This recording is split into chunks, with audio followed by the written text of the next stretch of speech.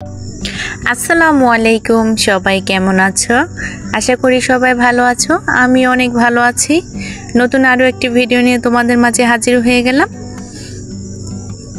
তো আজকে আমি রান্না করব রুই মাছ দিয়ে বেগুন আলুর ঝোল। তো আমি বাজার থেকে গোল গোল বেগুন আনিয়ে নিয়েছি। এবার এগুলোকে লম্বা লম্বা করে কেটে নেব। আর এই গোল বেগুনগুলো খেতে নাকি খুব মজা, তাই আমি বাজার থেকে নিয়ে আসছি। এবার আলুটাও কেটে নেব। আলুটা আমি লম্বা লম্বা করে কেটে নেব বেগুনের মতো করে।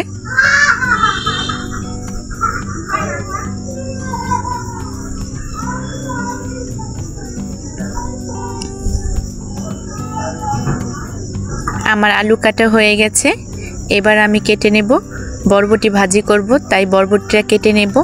আর এই বরবটিগুলো আমার গাছে ধরেছে।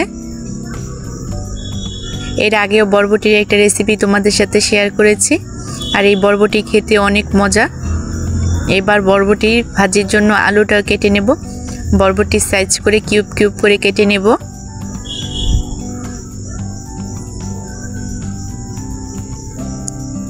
আমার আলু কাটা হয়ে গেছে। এবার পেঁয়াজটা কুচি করে কেটে নেব।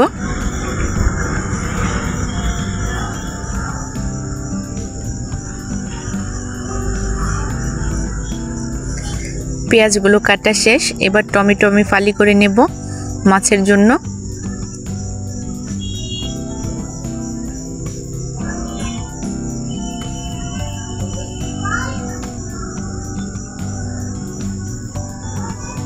এবার আমি একে একে কাঁচামরিচ আর ধনেপাতাটা কুচি করে নেব।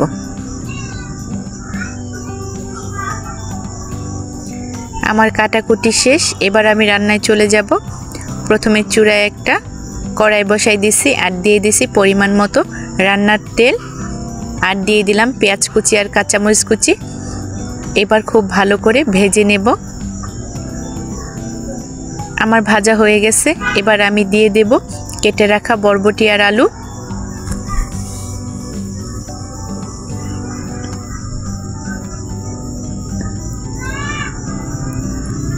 আর এতে আমি দিয়ে দেব অল্প একটু পরিমাণ হলুদ গুঁড়া আর পরিমাণ মতো লবণ। এবার ভালো করে নেড়েচেড়ে মিশিয়ে এটাকে ভেজে রান্না করব।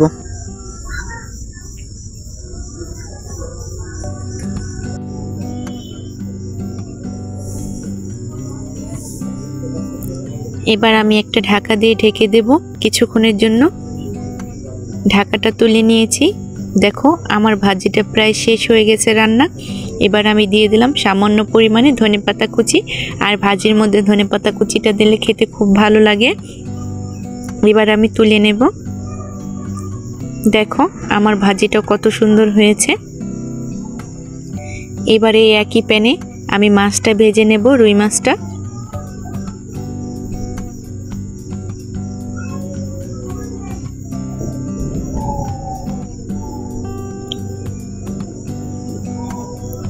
আমার মাছটা এপিট উপিট করে ভাজা হয়ে গেছে। এবার আমি তুলে নেব।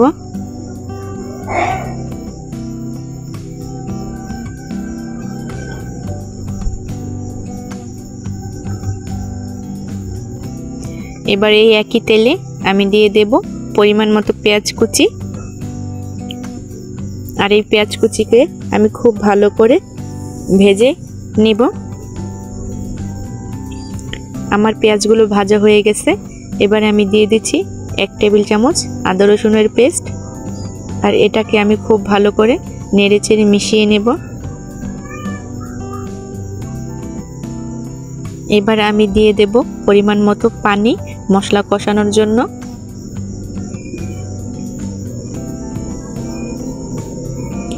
আর একে একে আমি সবগুলো মশলার উপকরণ দিয়ে দেব।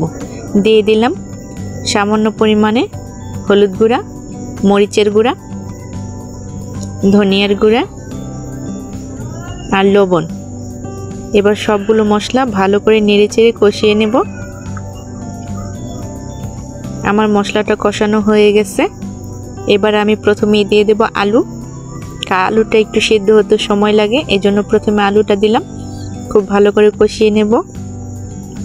আমার আলুটা কষানো হয়ে গেছে। এবার আমি দিয়ে দেব কেটে রাখা বেগুন। এবার আমি খুব ভালো করে আলু আর বেগুনটা আরো কিছুক্ষণ কষিয়ে নেব।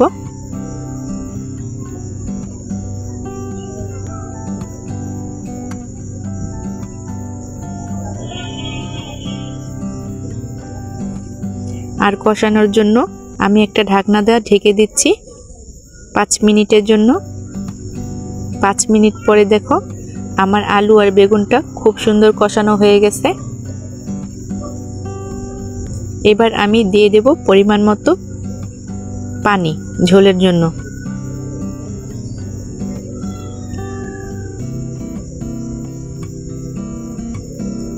এবার আমি ঝোলটা ফোটার জন্য অপেক্ষা করব।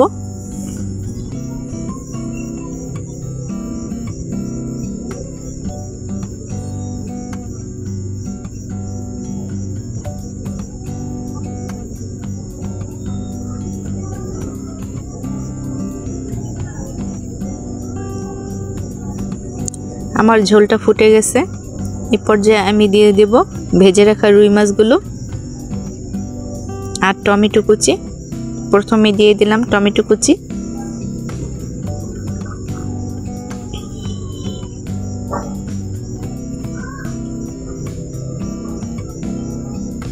এরপর দিয়ে দেব ভেজে রাখা রুই মাছ।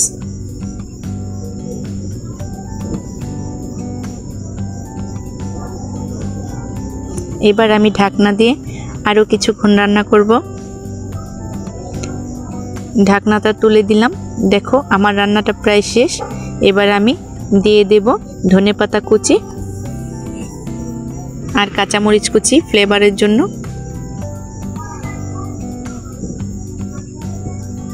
আমার রান্নাটা প্রায় শেষ। এবার আমি তুলে নেব।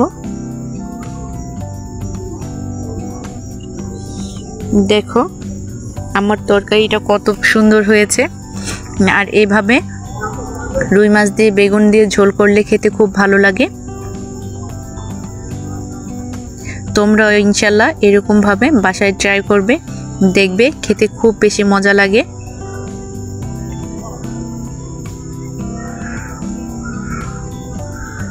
আর এই দিকে আমি খাবার খেতে বসে পড়ছি। প্রথমে আমি নিচ্ছি বরবটি ভাজি। আর এই বরবটিগুলো খেতে খুব মজা লাগে। তোমরা বিশ্বাস করবে না, কারণ এগুলো সার ছাড়া, এগুলোতে কোনো সার দেওয়া হয়নি, তাই খেতেও খুব বেশি মজা।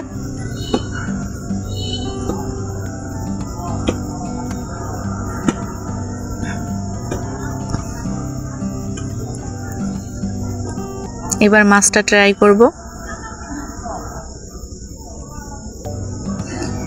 তো আপুরা, আমার এই ভিডিওটি যদি তোমাদের ভালো লেগে থাকে তবে অবশ্যই একটি লাইক করবে আর কমেন্ট করে জানাবে যে তোমাদের কেমন লাগলো এই রেসিপিটা।